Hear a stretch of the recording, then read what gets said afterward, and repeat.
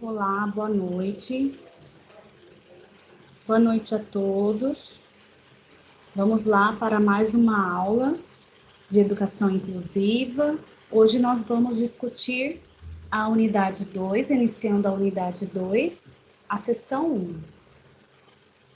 Construção dos direitos das pessoas com deficiência no mundo. Então, como ocorreu toda essa construção desses direitos, né, das pessoas com deficiência? Quais foram as lutas, as leis, o que teve, né, várias repercussões para que acontecessem vários documentos, conferências, a criação de associações e tudo mais. Então, nós vamos começar o nosso estudo de hoje olhando lá para aquela situação problema, bem no início, né, da sessão. Então, nós vamos ler juntos. Vamos estudar alguns desafios da educação inclusiva na prática por meio da história da Ana Carolina. A turma do 6º ano, em que Ana estudava, era uma das mais difíceis da escola, bastante agitada e bagunceira. Os alunos praticavam bullying com frequência, o que desafiava tanto os professores quanto os estudantes. A dificuldade de administrar um ambiente com disciplina levou até alguns professores a chorar em sala de aula, por utilizar uma prótese no olho esquerdo e por ter o cabelo crespo. Ana Carolina foi chamada por alguns alunos de olho de vidro e cabelo sarará. Esses apelidos eram agressivos e desagradáveis, mas ela era forte e reagia exigindo respeito. Nesse sentido, sabia que podia contar com suas amigas para encarar as brincadeiras de mau gosto cometidas com ela. As amigas também a auxiliavam durante as atividades em sala de aula. Ana tinha também deficiência intelectual. Alguns de seus desafios eram a aprendizagem de sequências numéricas e o desenvolvimento de raciocínios lineares. Essas dificuldades eram superadas por meio de atividades de repetição, conduzidas durante o apoio pedagógico que Ana frequentava no contraturno da aula regular.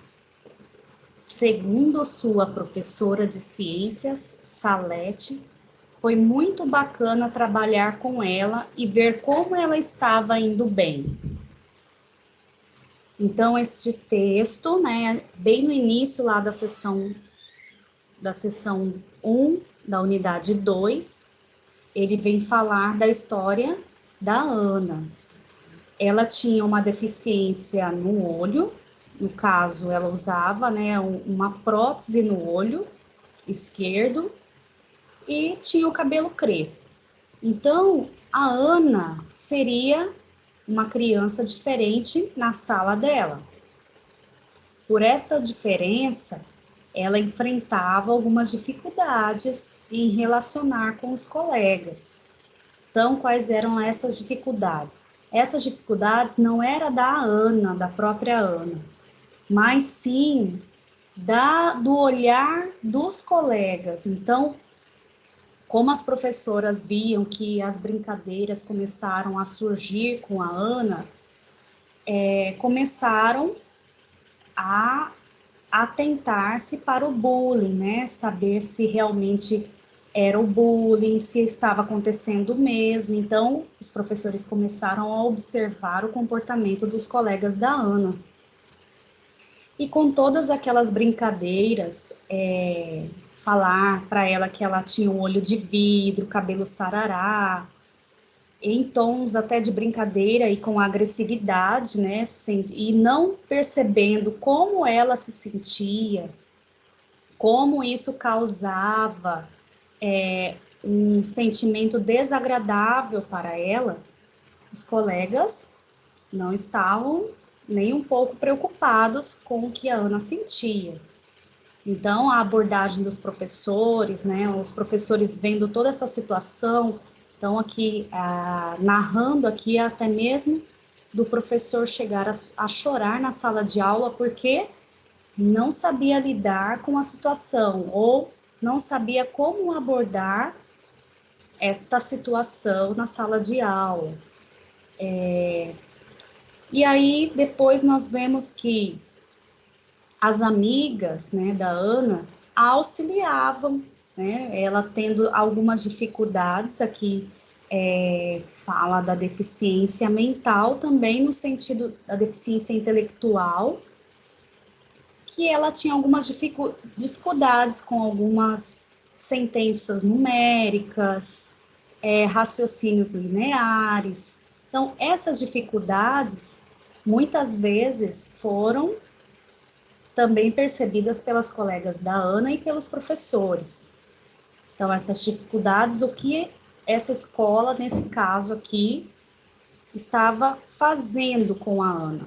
Então, os professores, eles conseguiam fazer atividades específicas para a aluna. Além do mais, tinha também o apoio pedagógico que a Ana frequentava no contraturno da aula regular. Então, segundo sua professora de ciências, a Ana estava indo muito bem, né? Era muito bom trabalhar com a Ana, ela estava indo muito bem na disciplina de ciências.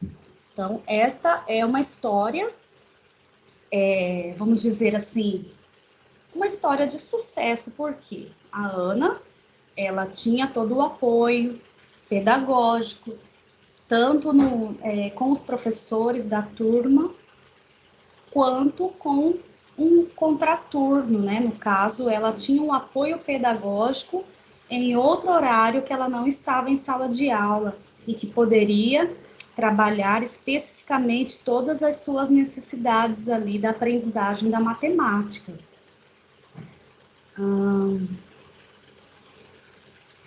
E o que mais podemos pensar aqui? Sobre o bullying, é claro que nós não vamos aprofundar na questão do bullying. Por quê? O nosso foco aqui, né, é saber a questão da deficiência. Claro que o bullying é algo que é consequente da não aceitação do outro, da falta de respeito pelo outro, de ignorar as diferenças, sejam raciais, sociais, religiosas, do outro, né? Então, nós não vamos aprofundar na questão do bullying, mas sim da deficiência. Então, eu quero que você faça agora um exercício comigo no sentido de imaginar como seria a vida de Ana Carolina se ela tivesse nascido lá na Idade Média, por volta de mais ou menos 1950. Vamos imaginar isso. De que forma os recursos disponíveis na comunidade de Ana Carolina afetaram sua vida? Então, o que ela tinha, o que ela tem agora, que ela não poderia ter lá em 1950, por exemplo. Hoje, né, nós percebemos que pela narração da história da Ana Carolina, ela tem vários recursos. Ela tem o professor que acompanha ela no contraturno, o professor que tem uma formação específica para trabalhar com ela. Ela tem colegas, né, que são as meninas ali que fazem os trabalhos com ela, que convivem com ela, que já são de uma outra geração e de uma outra forma de viver, proveniente da formação familiar, né, que foi muito diferente de 1950 e na Idade Média. Então, nós temos várias questões para nós imaginarmos como que seria essa vida da Ana lá em 1950 ou na Idade Média. Claro que vocês vão poder responder esse questionamento no decorrer das nossas aulas. Então, vocês vão fazer as comparações históricas, como viviam as pessoas com deficiência lá na época antiga, na Idade Média, na Idade Moderna, e como vivem hoje, atualmente, na Idade Contemporânea. Então, vocês vão poder fazer essa diferença, né? Então, claro que nós não teremos uma só resposta para exercitar essa imaginação, mas vocês vão poder pensar no decorrer das nossas aulas, até mesmo, de repente, voltar nessa situação da Ana.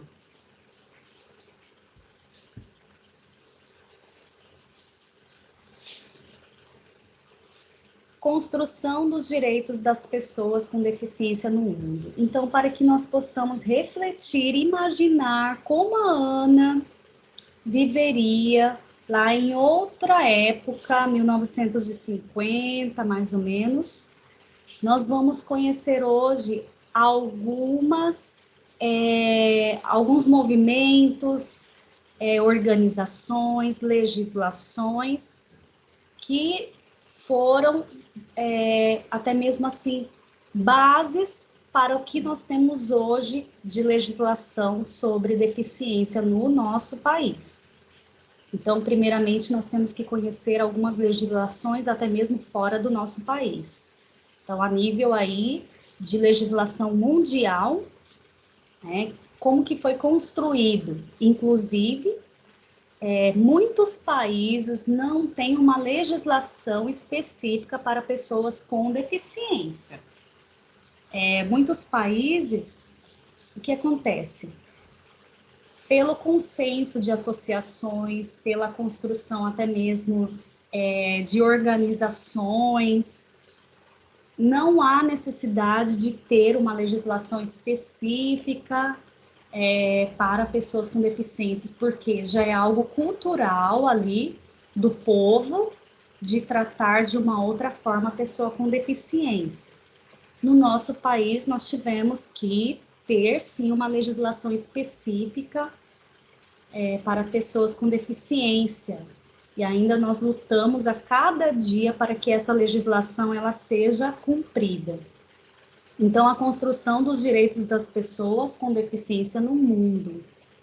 Então, nós temos a ONU, a Organização das Nações Unidas, que em 1945 propunha que os direitos humanos deveriam prevalecer sobre as legislações locais. De tantas coisas que aconteceram mundialmente, né?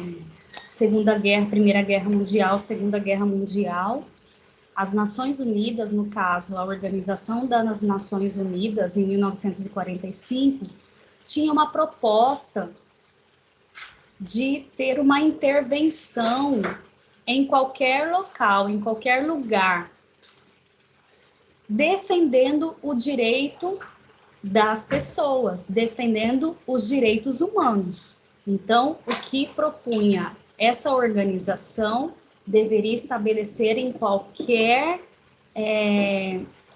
país. Vamos lembrar que em 1945 encerrava-se a Segunda Guerra Mundial, um dos conflitos mais violentos que a humanidade já havia vivenciado até então. Para exemplificar, lembremos que foi na Segunda Guerra que ocorreu a ascensão do nazismo na Alemanha. Sob o comando de Adolf Hitler, foi planejada e executada uma política de extermínio de minorias composta de ações intencionais que utilizavam como cobaias humanas e eliminavam sumariamente os judeus, ciganos, homossexuais, negros, pessoas com deficiência e transtornos mentais. o extermínio sistemático por meio de dispositivos como as câmaras de gás, localizadas em campos de concentração para trabalhos forçados como Auschwitz, é um retrato terrível do que se desenrolou durante esse período. Então, nós não temos tantos relatos específicos das pessoas com deficiência, mas até mesmo vendo filmes, documentários, nós podemos inferir que muitas pessoas, principalmente ali, que eram de má formação, eles diziam, né, de má formação, que tinham alguma anomalia, não usava nem a deficiência, nem o termo deficiente, que tinha algo de errado com o corpo, como anomalia, termos usados, né, em vários documentários, era considerado ali como minoria e que seria, né, conduzida para o extermínio. Então, aí pelas câmaras de gás, injeções, né, que eram, e várias experiências que fizeram durante o Holocausto, até mesmo para saber como era a cura de doenças, mas usando ali a ciência e encobrindo o extermínio que estavam fazendo de muitas pessoas, não só os judeus, mas ciganos, homossexuais, negros e pessoas com deficiência. Então, pelos relatos dos sobreviventes, né, se vocês tiverem até mesmo curiosidade de pesquisar isso, relatos dos sobreviventes desse período de Holocausto, é que as pessoas que não estavam ali naquele padrão, né, da raça pura, como diziam, ela poderia ser considerada uma raça inferior. Então, sendo uma raça inferior, claro, ela sofreria ali o extermínio, acabando, né, com a própria vida dessas pessoas. Então, tinha vários tipos de extermínios, de forma mais lenta, de forma rápida, como a câmara de gás, né, vários filmes que mostram. Tem aquele filme O Menino do Pijama Listrado, vários filmes que mostram como era o extermínio nesse período. E muitas pessoas com deficiência, com certeza, foram exterminadas, conforme os relatos.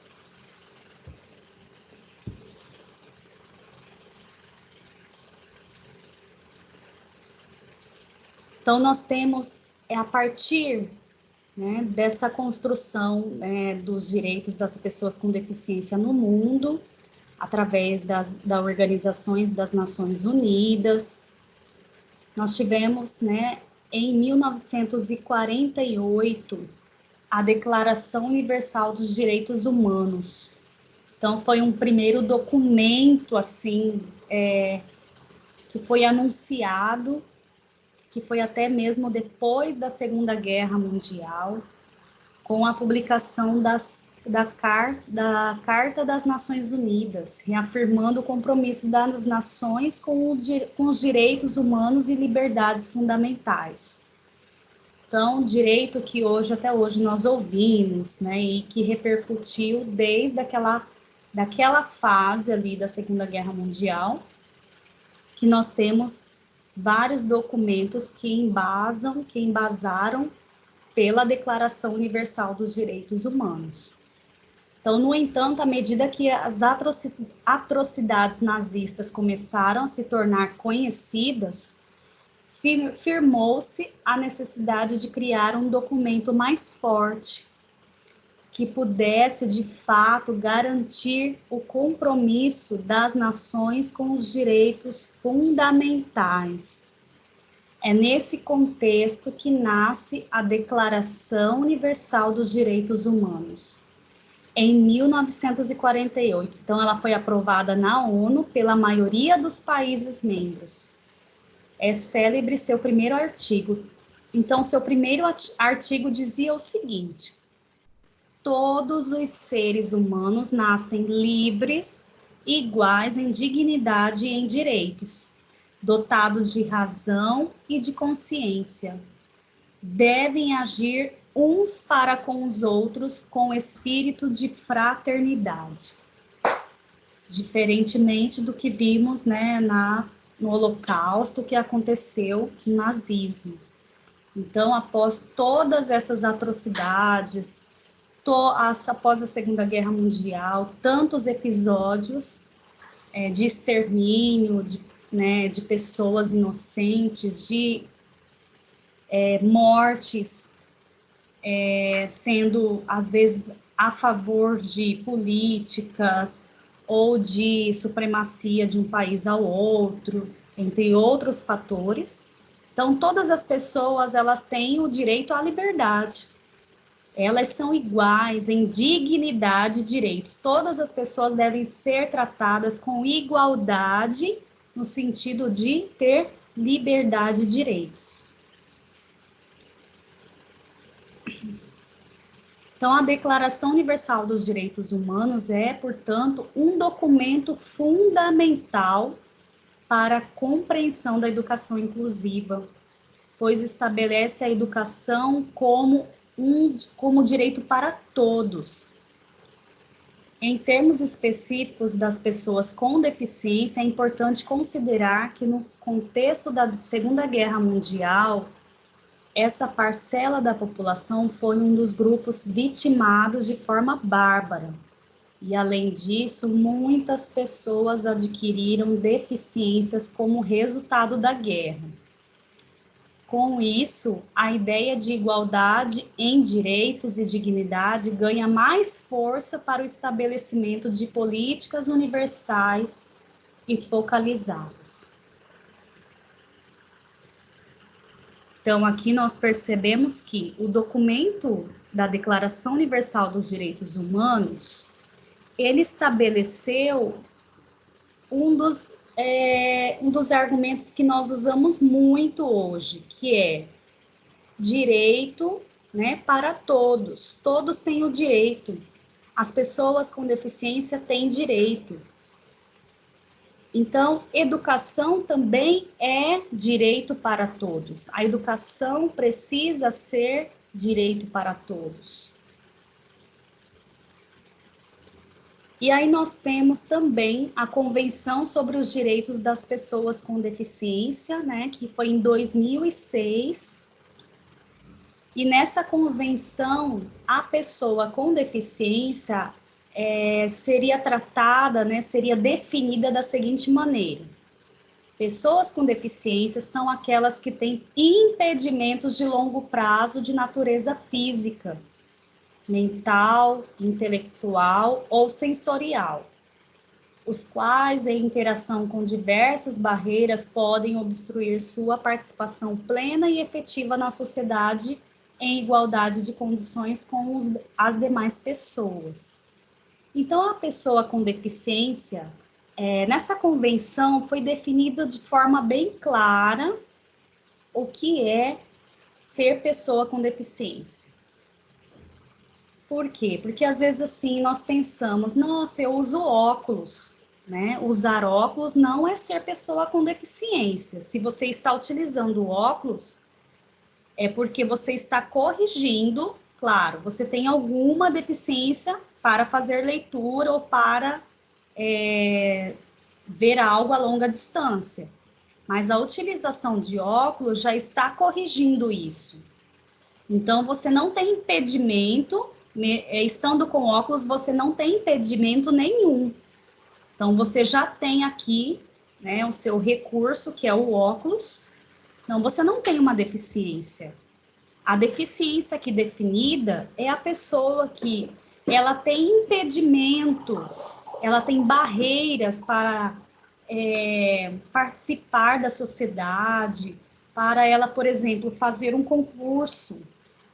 Vamos pensar nas pessoas surdas que querem fazer um concurso público. Elas precisam ter o edital em Libras, elas precisam ter no dia da prova do concurso a pessoa lá, o tradutor-intérprete, que vai traduzir e interpretar a prova do concurso. Então, a pessoa surda, ela tem o impedimento ali de comunicação, que precisa, de alguma forma, ser verificado e conduzido da melhor forma que ela necessita. Então, nós precisamos pensar que pessoas com deficiência, elas não têm um impedimento a curto prazo, elas têm para o resto da vida. Inclusive, vamos até fazer um comentário. Por exemplo, pessoas com deficiência, quando elas vão entrar com processo no INSS, elas precisam, todo ano, elas precisam levar o laudo que atesta que ela tem a deficiência. Por exemplo, uma pessoa surda ou uma pessoa cega, ou com autismo. Ela precisa levar lá o laudo para o INSS alegando que ela tem a deficiência. De certa forma, quando ela entra com o primeiro processo, né, e nós temos aí essa definição, que a pessoa com deficiência, ela tem esse impedimento a longo prazo, para o resto da sua vida, até morrer. Então, a pessoa que ela tem uma surdez profunda, ou se ela é cega, né, não tem nem resquícios, é cega total, como que de um ano para o outro isso vai mudar? Então, às vezes alguns órgãos, né, às vezes algumas entidades não conseguem ver essa definição. Se a pessoa tem a deficiência, de um ano para o outro não vai mudar. Então, por que levar o laudo? Por que fazer todo o exame de novo e levar o laudo novamente para inserir no processo? Então, nós temos alguns questionamentos sobre isso, né? Entender melhor a definição da pessoa com deficiência é até mesmo entender como nós, aqui no nosso país, no Brasil, nós lidamos com esse conceito em vários locais. Então, nós temos a Lei Brasileira de Inclusão, ela foi sancionada em 2015, né, que é a lei que foi aprovada após mais de 10 anos de intenso debate no Congresso Nacional, né? Então, assim, não é uma lei, às vezes a lei aparece ali, nós pensamos, nossa, a lei saiu agora, 2015, é muito nova ainda, então as pessoas nem sabiam sobre a deficiência.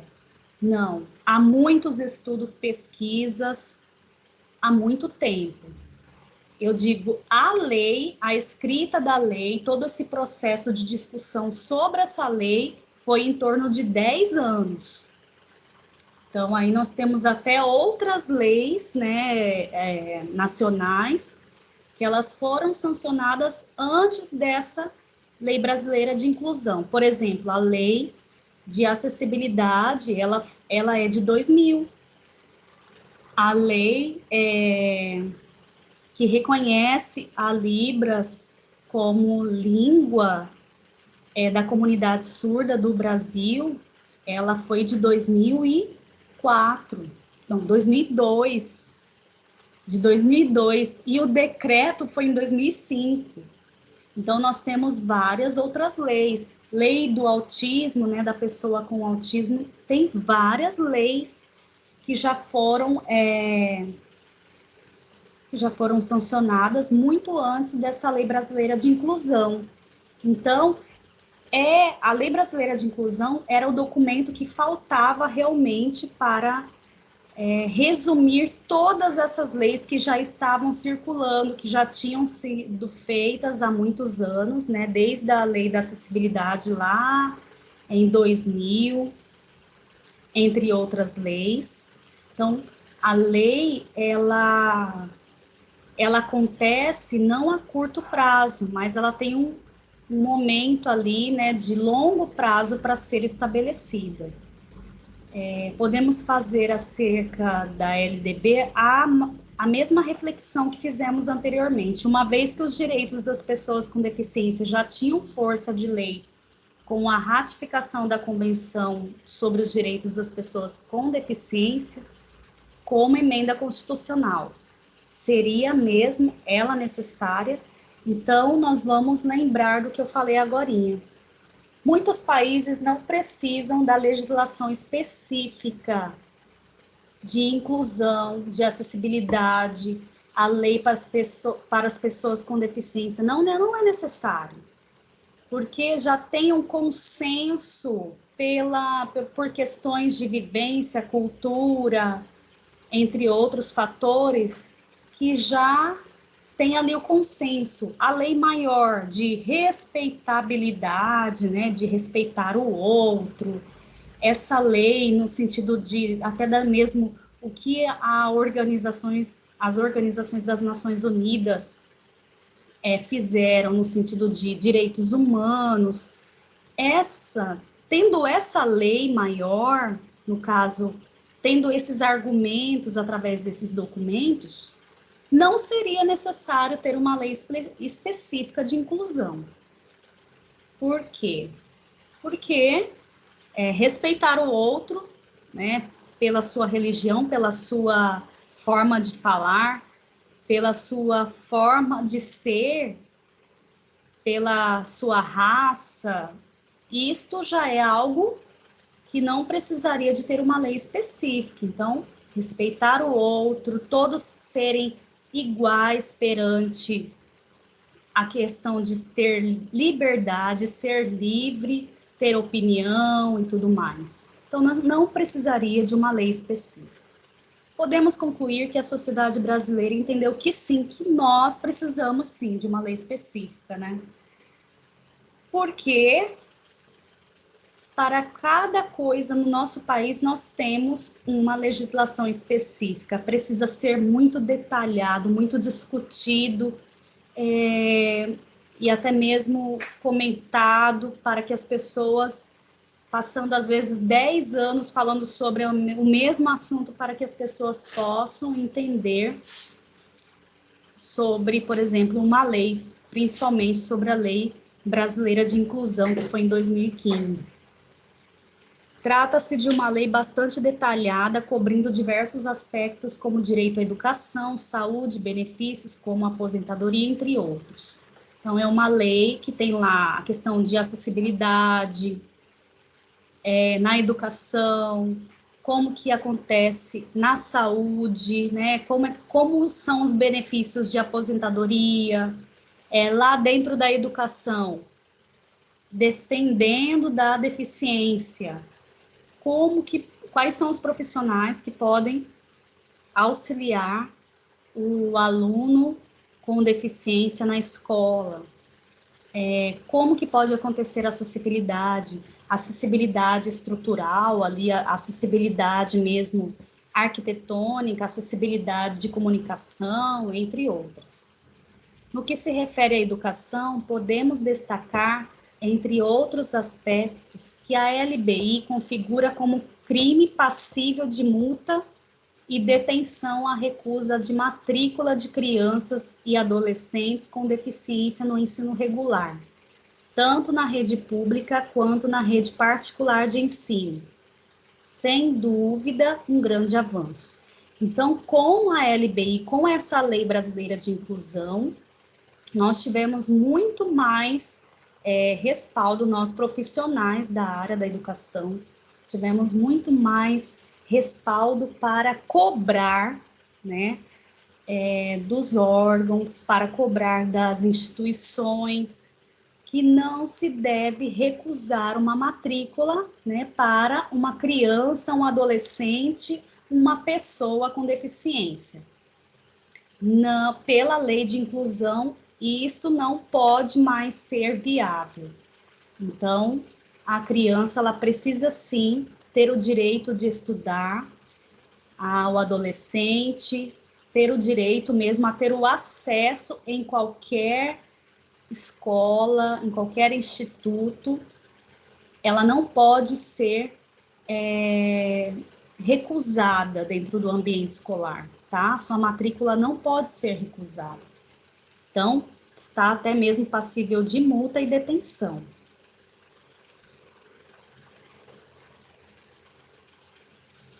Então, nós podemos citar também ainda muitos outros movimentos, né? Até mesmo algumas outras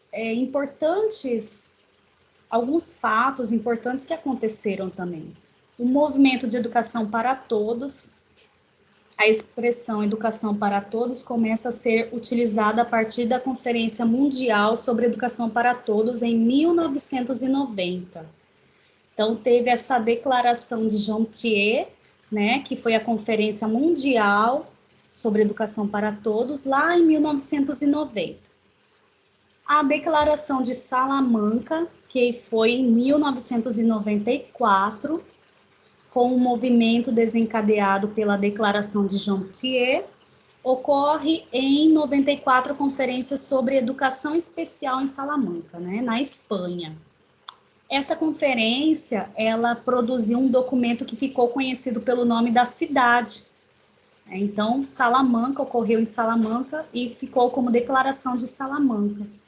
Então, sobre princípios, políticas e práticas na área das necessidades educativas especiais. Então, nesta declaração, começou a se usar o termo necessidades educacionais especiais. Só que lá nessa conferência, não eram tratadas somente as pessoas com deficiência. Eram também consideradas as pessoas que tinham alguma dificuldade ali de aprendizagem, dificuldades temporárias. Então, por isso esse termo ficou um termo mais amplo, necessidades educacionais especiais, que hoje nós não utilizamos tanto como lá em 94 começou a ter um modismo de usar esse termo necessidades educacionais especiais. Declaração de Dakar, em 2000, representantes de várias nações reunidos desta feita em Dakar, no Senegal, para a Cúpula Mundial de Educação. Reconheceram que os objetivos definidos em Jontier, lá em Jontier, em 90, ainda não haviam sido plenamente atingidos. Então, revendo, né, tudo que estava sendo feito desde lá da movimentação de educação para todos, da Declaração de Salamanca, começaram a avaliar, né, teve uma avaliação de vários representantes de vários países, de todos os países. Então, eles sempre se reuniram em conferências e começaram a avaliar como estava sendo a educação para as pessoas com deficiência, o acesso das pessoas com deficiência na educação. Então, firmaram novos compromissos para a melhoria e expansão da educação infantil, o acesso de todas as escolas e com especial atenção às meninas, que têm em muitos países seu acesso limitado ou impedido. Aí nós percebemos isso pelas questões culturais, né, que em alguns países as meninas são impedidas de ter acesso à educação. Além do aprimoramento dos índices de alfabetização de adultos e a melhoria em todos os aspectos da educação, com foco na qualidade da aprendizagem, especialmente na alfabetização, matemática e habilidades de vidas essenciais.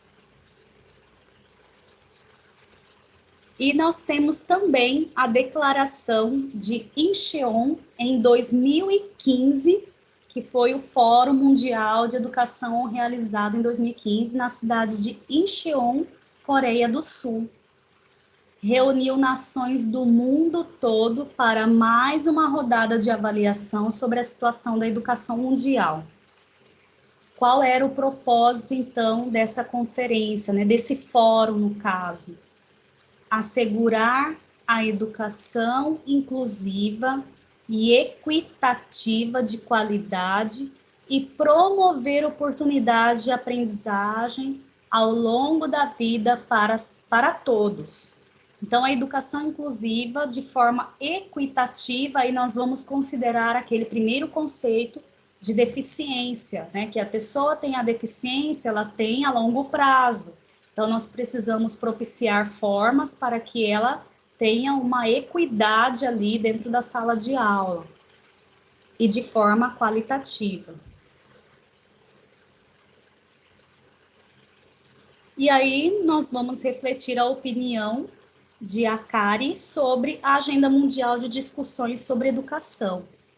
Apesar da potencialidade do conceito de educação para a cidadania mundial, ele nos induz a algumas questões fundamentais.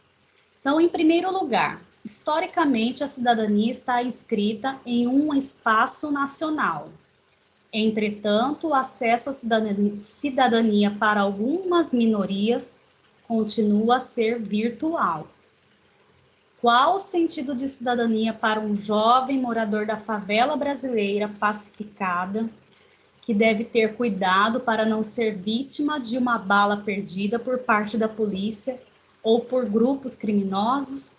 Que parte da cidadania está disponível para uma comunidade indígena cujas terras ancestrais foram inundadas para permitir o fornecimento de eletricidade aos moradores das grandes cidades?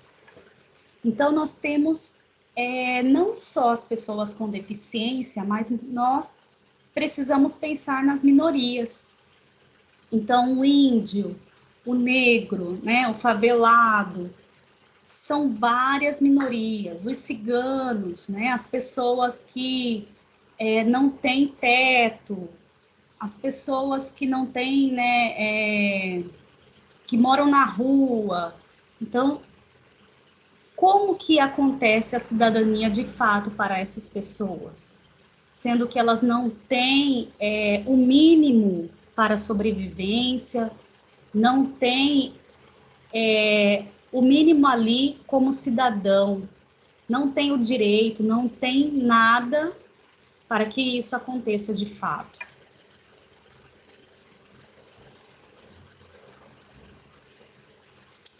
Então, como proposta dessa semana, nós temos a atividade parcial 3, né, que eu quero que vocês façam um resumo analítico do filme Black, no valor de 400 pontos. O que vocês vão fazer? Vocês vão assistir ao filme, o filme Black, né? O filme Black é um filme indiano. Ele se baseia na história de Helen Keller e Anne Sullivan, que é uma história real. Helen Keller e Anne Sullivan é a história de uma surda cega e sua professora. É uma história real, então vocês vão assistir esse filme, só que ele é uma adaptação dessa história. Então, essa história Black narra a história de Michelle, uma jovem surda cega, que por sua deficiência é uma garota confusa, triste e violenta. Vive assim na escuridão até que conhece um professor que irá guiá-la a um outro universo, para o qual o conhecimento é a chave. A jovem, então, encontrará o caminho da luz. Então, vocês têm aí na internet vários resumos, várias sinopses, mas eu não quero que vocês vão lá na internet apenas e copiem um resumo e diga que esse é o texto. Não, vocês vão assistir esse filme com a proposta de fazer uma observação sobre a história do filme. É claro, vocês vão compreender o enredo do filme sobre essa história, né, da aprendizagem. Ali vocês têm vários fatores para observar no filme: a aprendizagem da surda cega, a relação dela com a família, a relação da surda cega com o professor que está ensinando ela ali, né? Então, essa relação no sentido de aprendizagem, e até mesmo as estratégias que o professor utiliza para ensinar tudo para ela. Então, até mesmo a estratégia de tocar as coisas, a estratégia da língua de sinais tátil, são várias vários fatores que vocês podem ver no filme sobre o enredo. Então, são várias análises que vocês podem fazer sobre o filme. Mas eu quero também que você considere o que aprendemos nesta aula, né? As conquistas da pessoa com deficiência. Então, por todas essas conferências que nós conversamos, as leis, a lei brasileira de inclusão, os países que não precisam ter uma lei específica, mas tem sim um documento que norteia toda a postura e as atitudes, né, no meio educacional das pessoas que trabalham com as pessoas com deficiência. Então, vocês vão considerar todos esses documentos que nós comentamos nesta aula, também para fazer análise do filme, tá? Então, será uma análise bem diferente de resumos e sinopses que vocês vão encontrar lá na internet. Vocês podem até pesquisar tudo mais, mas eu quero que a escrita seja autoral, que seja a sua escrita, tá?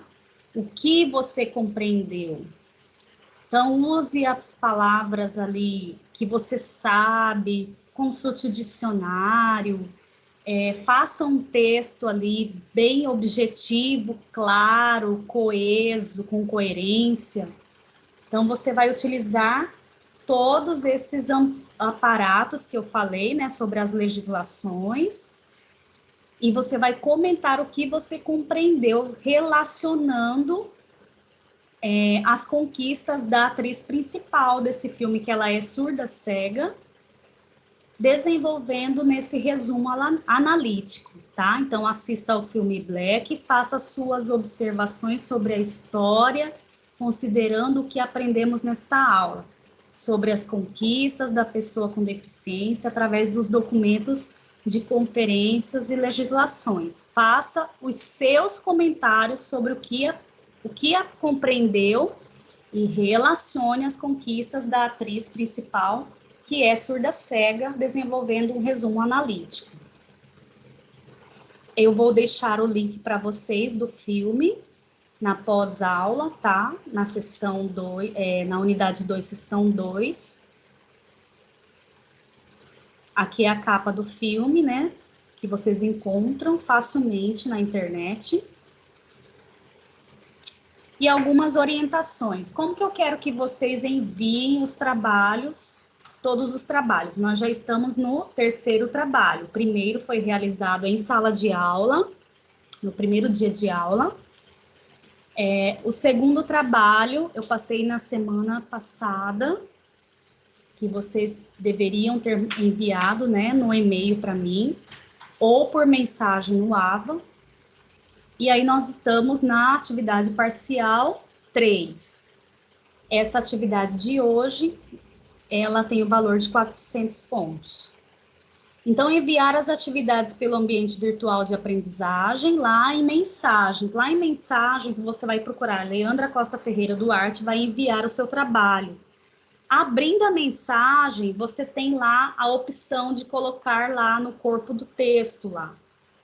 Você coloca seu nome, semestre, disciplina, atividade, coloca o documento em anexo. Você pode usar como e-mail.